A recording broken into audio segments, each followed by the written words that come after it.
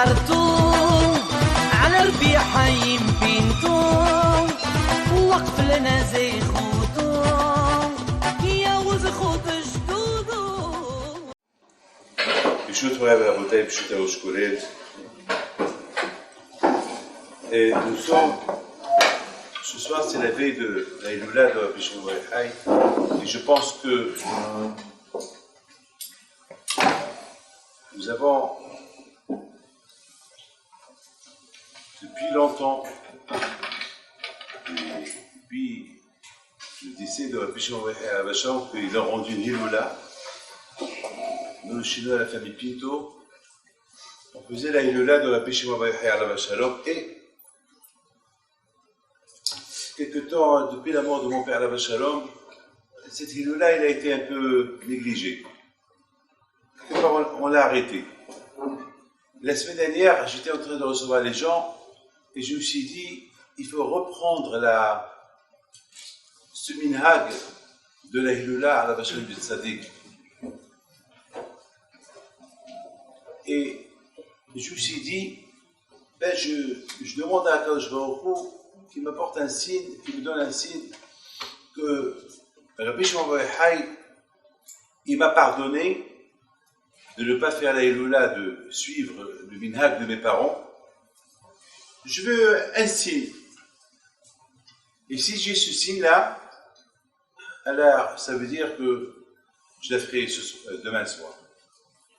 5 minutes plus tard, il y a un avrère que vous connaissez tous. Il nous a quitté Rav Zana, qui était là pendant 6 ans. Il est venu pour me dire merci à Karatato, la reconnaissance que j'ai étudié au collège, et au Hachem, j'ai été mitallé dans les cours, les shiurim, et je vous ai apporté un petit cadeau.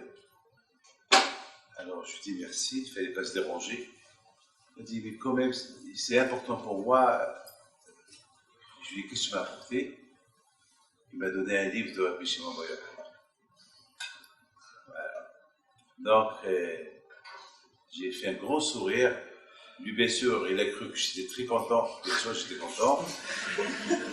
Mais moi, j'étais content plus que ma prière a été acceptée. Il aurait pu m'apporter, je ne sais pas, un autre livre. Et puis, il aurait pu m'apporter un autre livre, je ne sais pas. Il y a plein de livres. Mais il m'a apporté un livre de Kedaïhu, un livre qui s'appelle Kedaïhu Rabbi Shimon bar Yochai. Je le regarde.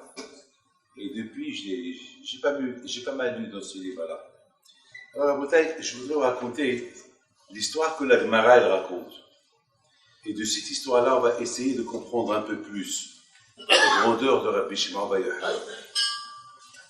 La Gemara elle raconte, dans Masechet Brachot, une fois il y avait un élève. Vous la connaissez tous. Mais c'est une histoire que le Ben Ish Chai Alav Shalom, il la ramène en détail. Alors on va la raconter parce que la Gemara lui dit que Gdolim Tzadikim Mitatan, Yotem Ma'asiem, lorsqu'on parle des Tzadikim, surtout Rabbi Shimon bar Yochai, que jusqu'à maintenant, Ashkenazim, Sfaradim, Litaim, Hasidim, tout le monde fait sa Hilula. Je ne sais pas, les mettre entre vous et nous, entre nous tous. Nous écoutons qu'il a sur cette éclat. Les mecs, hein, c'est un scout. Attends, on n'a jamais vu, c'est du jamais vu.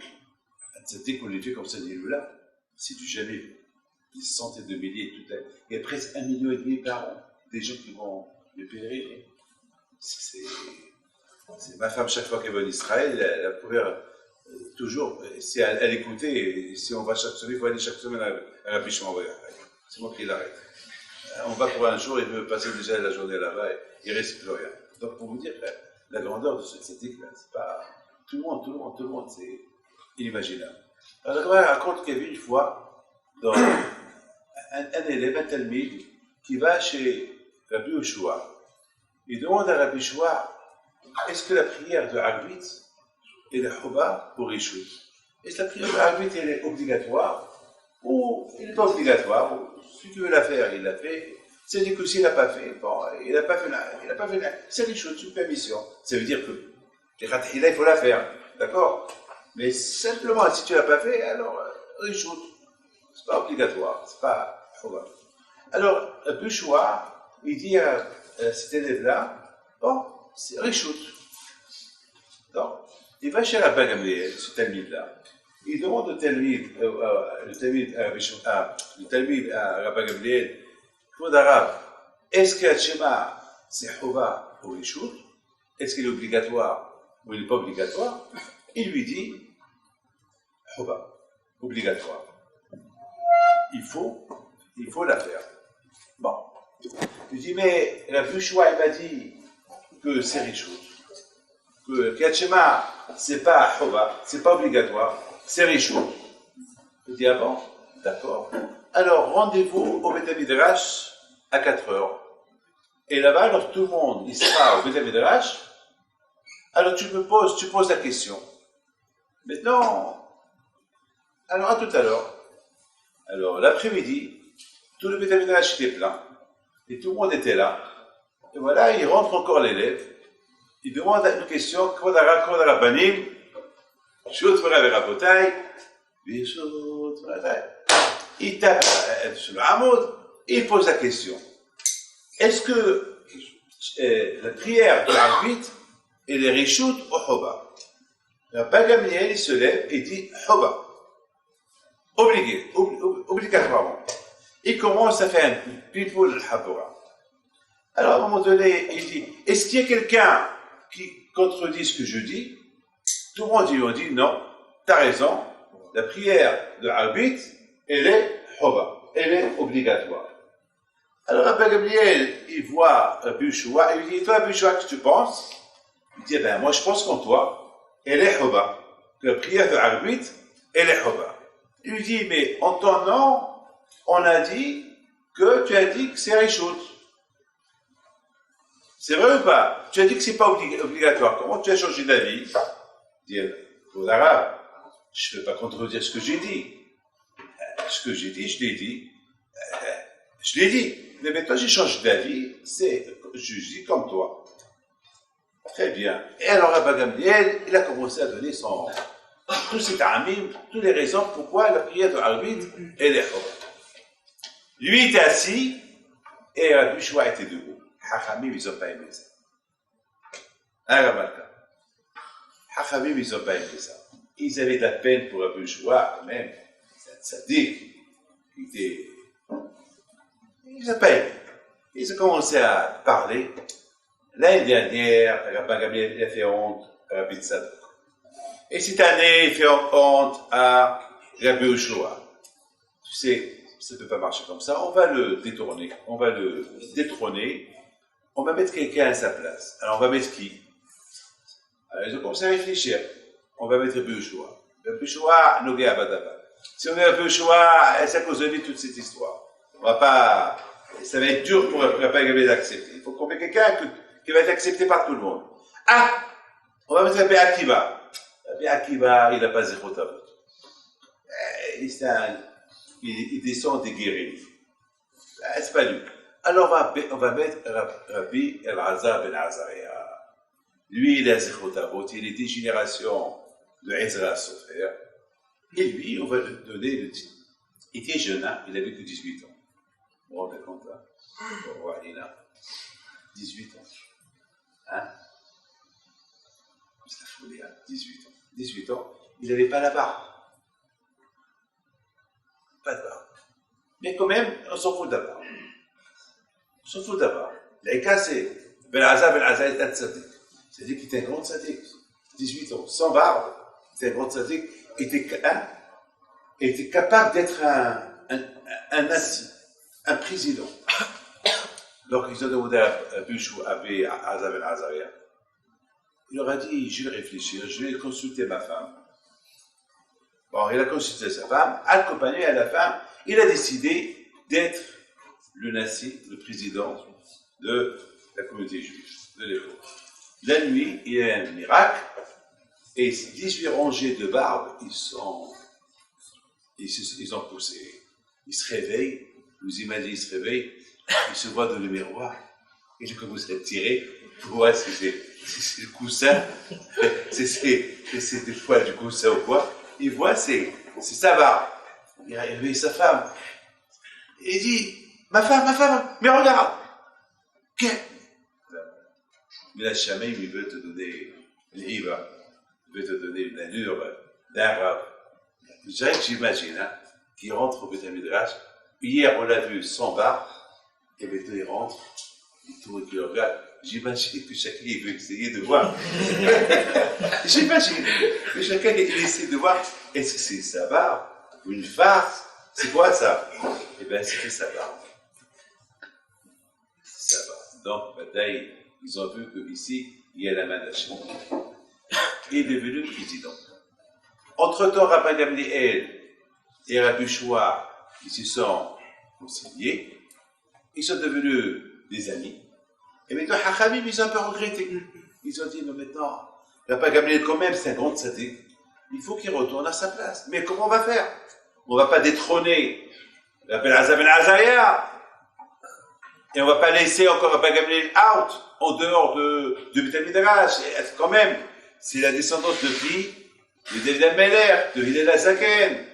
On ne peut pas. Alors, ils ont décidé, ils ont eu une super idée. Laquelle? Eh bien, chaque Shabbat, il y a un rab, le rab, il fait la dracha. Alors, on va faire que Rabbi Gamliel va faire 3 semaines dans le mois une dracha, et Rabbi Elazar ben Azariah, un Shabbat. Et Rabbi Elazar est content parce qu'il n'a pas été enlevé de sa place. En plus, il fait une dracha, et il va comprendre que Rabbi Gamliel, c'est le vieux, c'est le zaken, il va être content. Et comme ça, ils ont trouvé. Et la Gemara termine. Il dit, hein? Et c'était qui cet élève-là, qu'à cause de lui, il y a eu toute cette histoire? Ah, elle répond, c'était Rabbi Shimon bar Yochai. J'ai des frissons un peu. C'était Rabbi Shimon bar Yochai. Et le Ben Ish Chai pose une question. Belle question. Très belle question. Il dit, Ben Ish Chai, et pourquoi la Gemara, depuis le départ, elle n'a pas raconté que il y avait une fois, Rabbi Shimon bar Yochai, il rentre, il pose une question à Rabbi Shua. Et après, il va à Rabbi Shimon bar Yochai, il demande la question à Rabbi Gamliel. Et après, Rabbi lui dit, hey, Rabbi Shimon, lorsque toi, Rabbi Shimon était l'élève de Rabbi Akiva, donc toi, au Beth Midrash, tu viens, tu reposes ta question. Et pourquoi la Hachamim, Ravaché et Ravina, lorsqu'ils ont raconté l'histoire dans la Gemara, Brachot, pourquoi depuis le départ, par exemple, je vous raconte une histoire, et après que je raconte l'histoire, je vous dis, je raconte une histoire par exemple sur, je sais pas, sur la Malka, mais je ne vous dis pas qui est-ce. Après vous me dites, et qui c'est ce monsieur-là? Ben c'est la Malka. Parce qu'une fois que je raconte l'histoire, depuis le départ, je raconte l'histoire, il y avait une fois Rav Malka, là aussi, il y avait une fois, Rabbi Shimon bar Yochai est parti demander une question, pourquoi on l'appelle Talmid? Il y avait une fois un Talmid. Et après, la Gemara dit, et qui c'est ce Talmid-là? C'était Rabbi Shimon bar Yochai. Ça, c'est la question qu'il pose Rabbi Shimon bar Yochai. Alors moi, j'ai posé, là, c'est la question qu'il pose le Ben Ish Chai. Alors moi, je me suis posé une autre question. Si moi, je demande une question à la veille, une halakha, ça y est, c'est pas parce que je viens encore chez la Malka, qu'est-ce que tu penses? Ça fait, je vais savoir une halakha. Je demande, le premier qui je demande, c'est ce qu'il va me dire, je vais retenir. Ah oui, c'est vrai ou pas? Voilà, c'est ce que vous faites, j'ai peur. Il y a beaucoup de gens qui s'y font. Ils vont chez des rabbins, ils viennent chez moi, ils viennent chez l'autre. Ceux-là, ils sont fous. Moi, je dis, ils sont fous. Parce que, on ne peut pas avoir beaucoup d'avis. C'est comme les médecins. Les médecins, chacun il a son avis. Les médecins, ils sont tous, ils veulent faire de la charcuterie. Ils vont tous couper. Il faut demander un. C'est pas, mais il y a certains cas, il faut avoir l'avis de 3. Pour la médecine, il faut avoir l'avis de 3. Mais Stam, allez demander, après tu vas t'embrouiller. Même dans la Torah. Moi, alors je voulais partir en Israël, je n'ai pas demandé à 10 personnes. Je demandais à une seule personne. Lorsque je veux faire quelque chose, je demande à une seule personne. Il ne faut pas trop demander. Tu demandes trop, tu t'enfonces. Parce que chacun, il a sa façon. Moi, une fois, Rav Steinman m'a dit, ne viens pas. Rav Chaim Kanievski m'a dit, viens. Rav Yosef m'a dit, viens. Un autre m'a dit, ne viens pas. Je commence à réfléchir. Alors que j'ai fait, je suis parti, je suis retourné.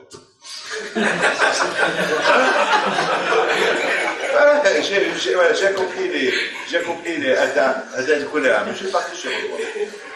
Pourquoi? Parce que j'ai appris, de là, j'ai appris, il ne faut pas trop demander. Il ne faut pas trop demander, ça, tu demandes un. Je vais avec la Emouna, et je demande une personne. Oui, oui, non, non. C'est tout.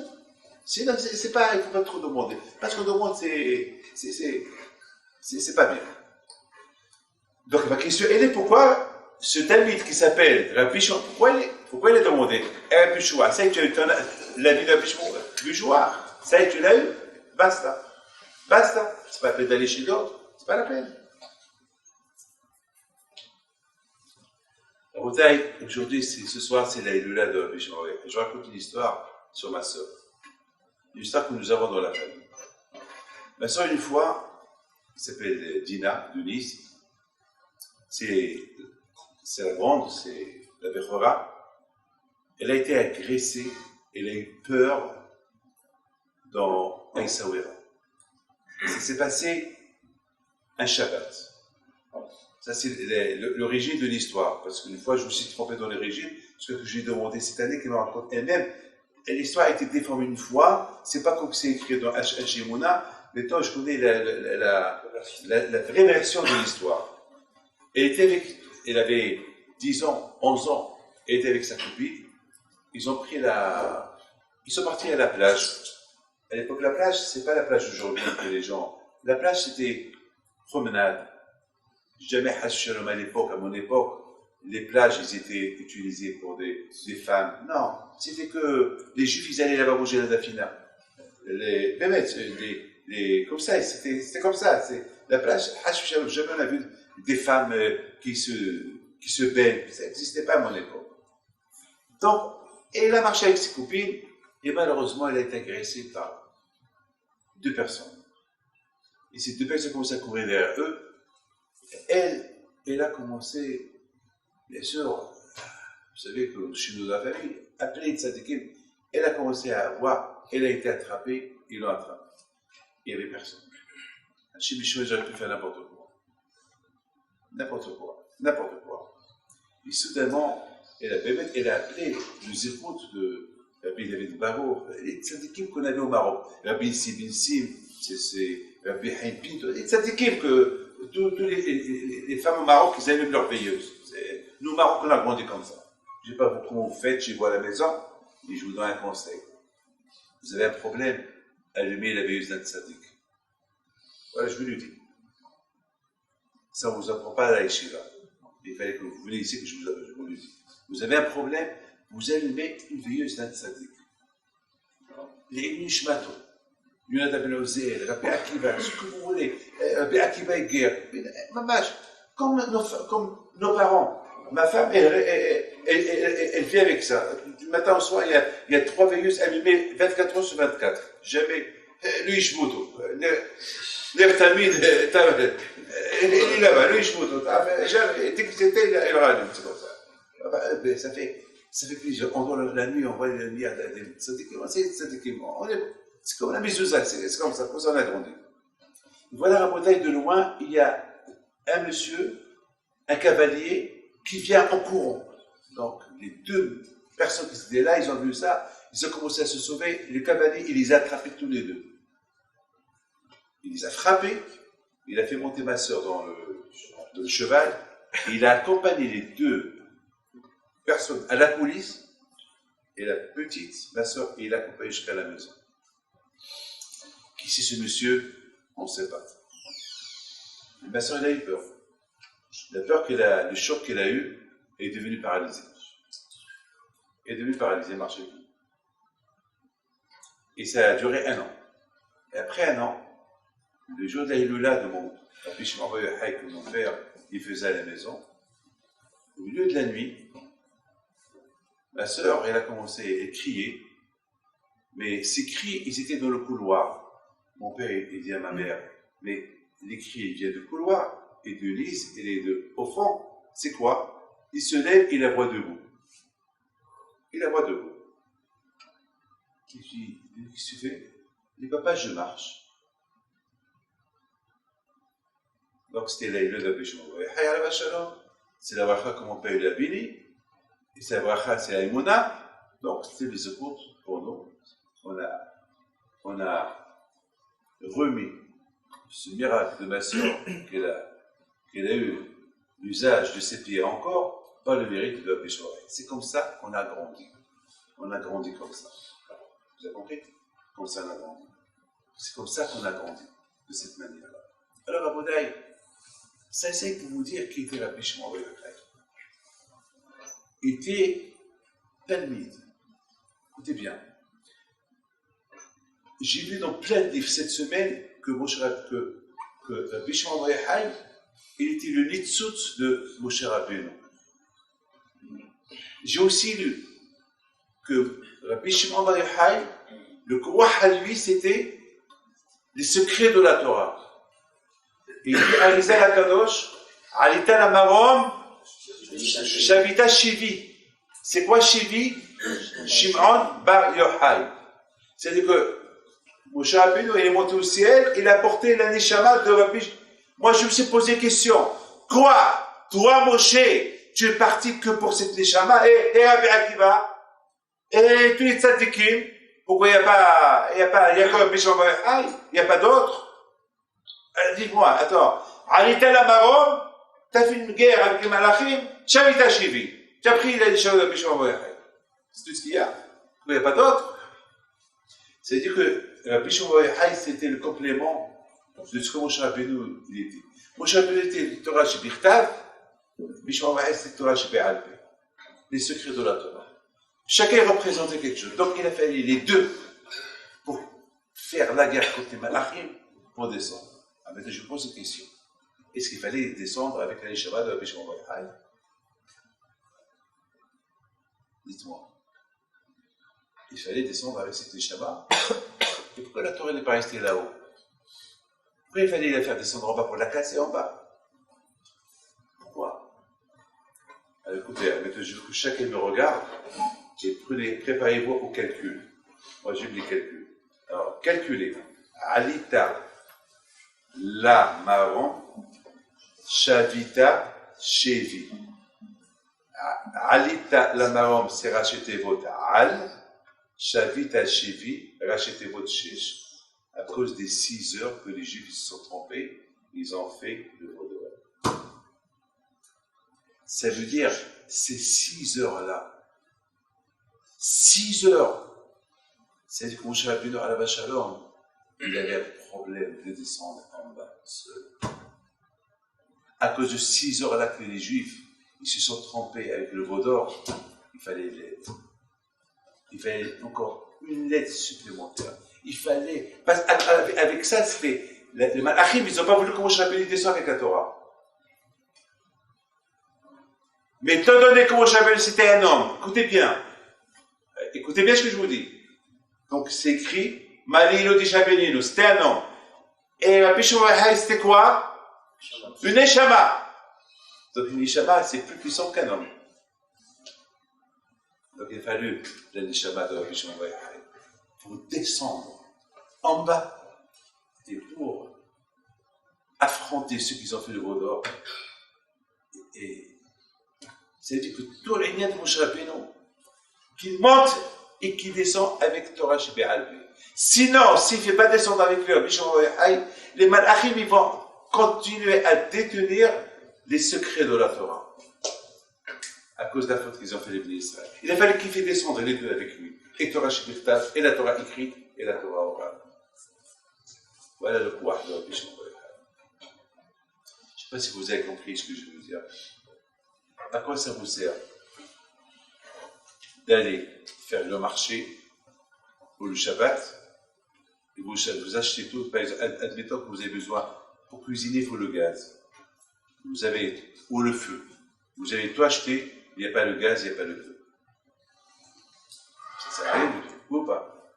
À quoi sert que vous avez la viande, mais elle n'est pas cachérisée, il n'a pas fait de shkita? Voilà, j'ai acheté un poulet pour Shabbat, il n'y a pas de choquette. À quoi? Tu vas faire quoi avec? À quoi ça sert la Torah Shebirtav?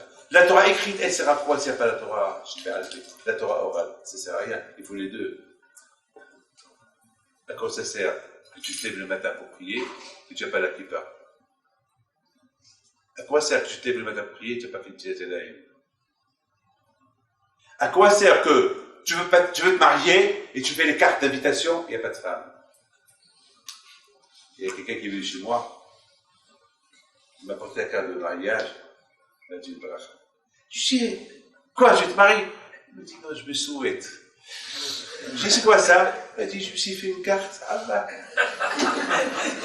Allah. J'ai cru comment il s'appelle.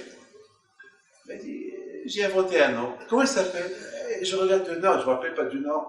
Je dis, alors, quoi, déjà tu as donné un nom? Et la date et tout.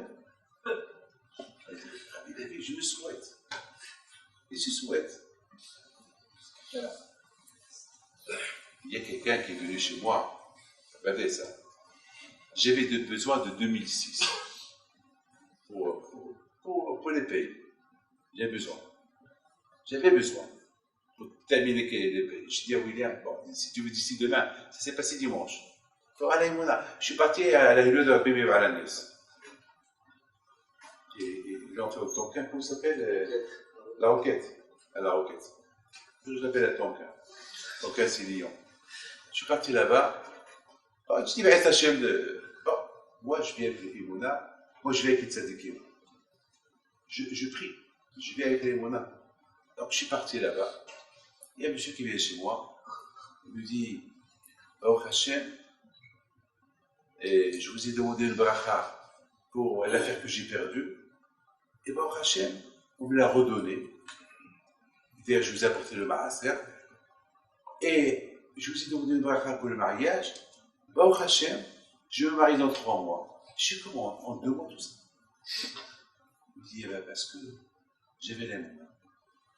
Je lui dis, c'est pas parce que. Dans ma tête, j'ai dit, maaser, quel maaser? Je ne sais pas, 100 €, 200, je ne sais pas. Je ne sais pas quelle affaire. Comment il m'a dit? 2006. Il y a un matin, il est revenu.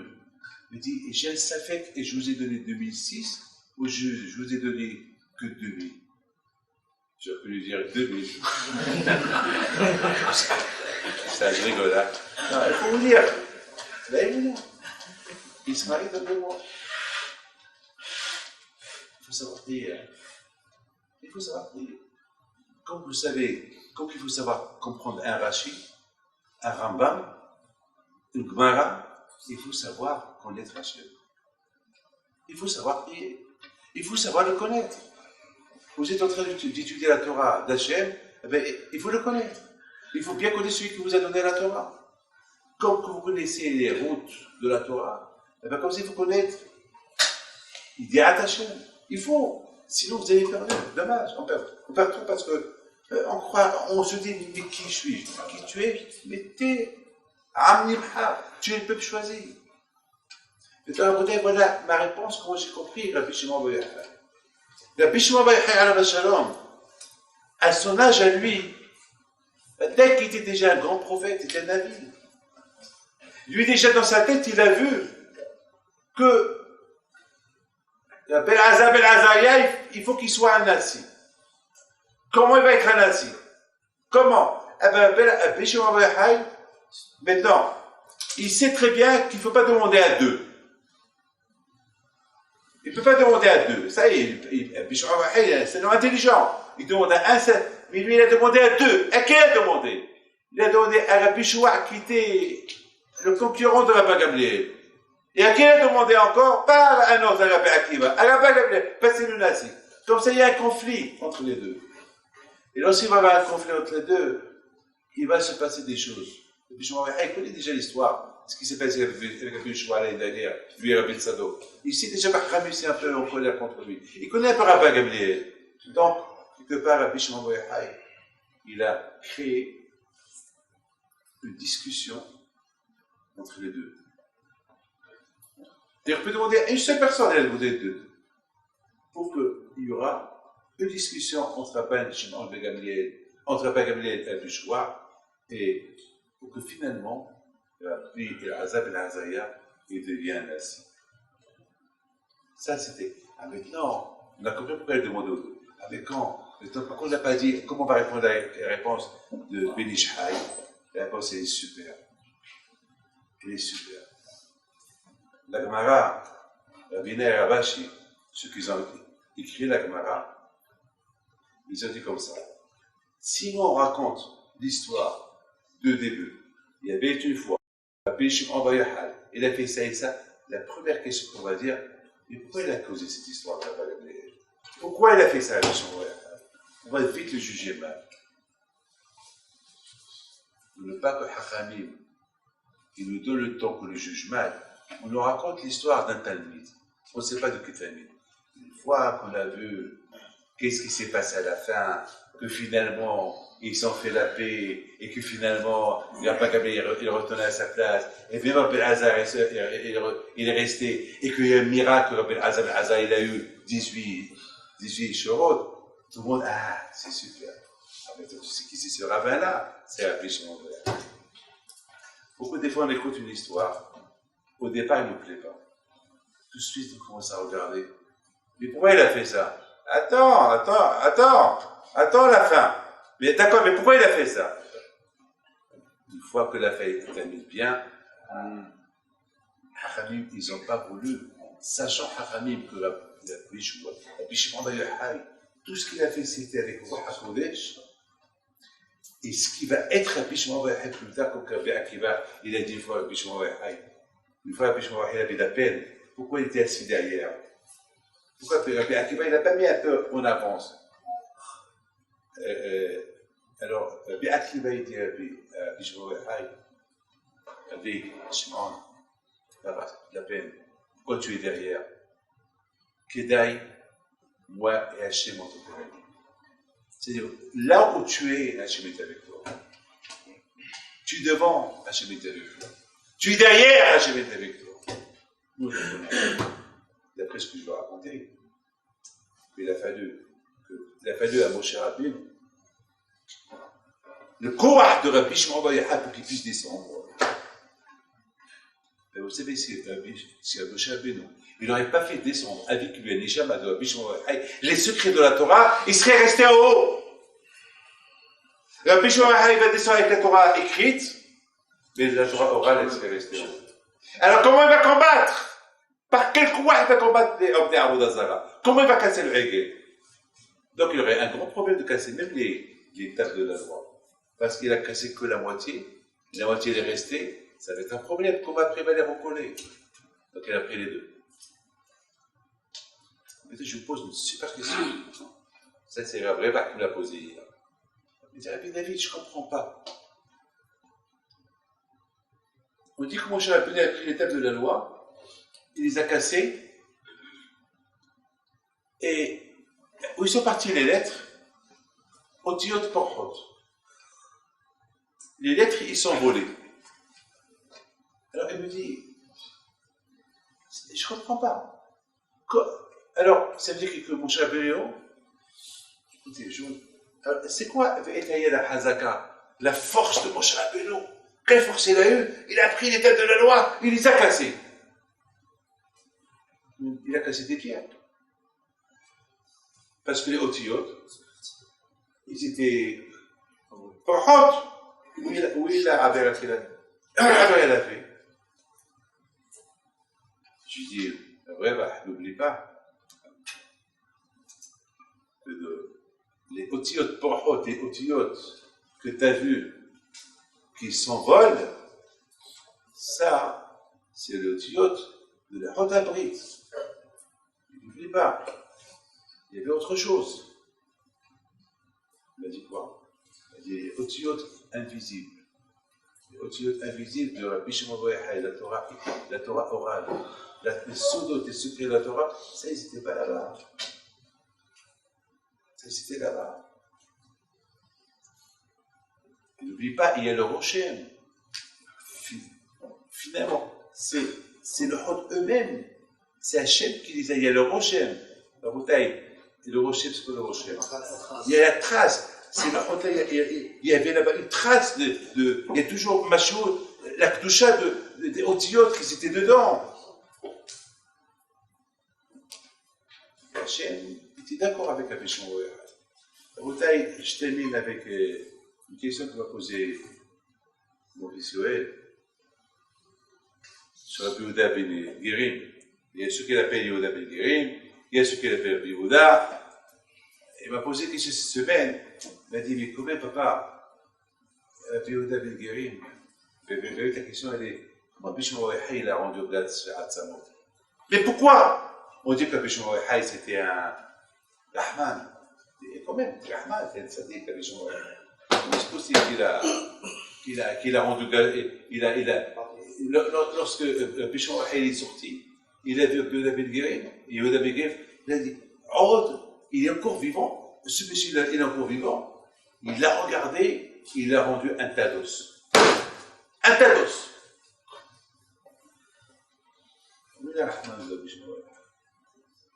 En plus, moi j'ajoute une autre question.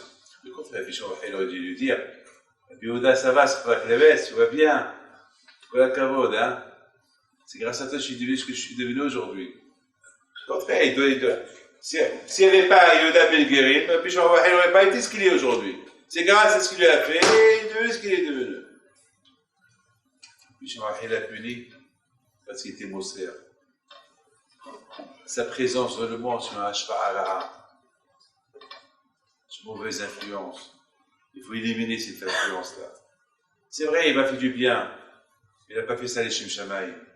Il n'a pas fait ça pour que je devienne ce que je suis. Si je sais ce que je suis, bah j'ai fait Misérot Nefesh. J'ai fait un sacrifice. Lui, il a voulu me tuer. Là, je pars. C'est la raison, il y a beaucoup de choses à apprendre de la Bishma Wahai. Nous, la bataille, hier, à que la station ce soir, c'est Saïloula. Je vois à la maison, bien sûr, vous allez à la nuée des veilleuses. Il y a eu Shmato. Je parlais un peu de lui. Et sachez une chose, que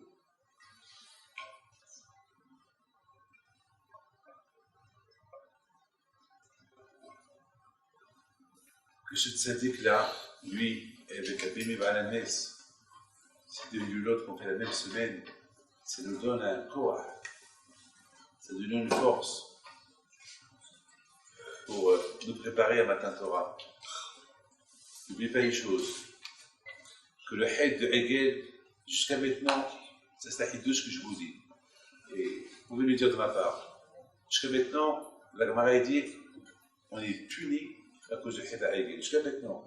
Jusqu'à maintenant, la punition jusqu'à maintenant. Mais toi, j'ai compris pas, je me suis toujours posé une question. Parce que Bishma Wahai dit dans le Zohar, Haïd Hibora, avec ce Hibor, celui qui le lit, ou celui qui est là à la maison, il aura le mazal, il aura le bracha, et ça va rapprocher la venue de Mashiach. Je me suis toujours posé la question, quel rapport le Zohar avec Mashiach?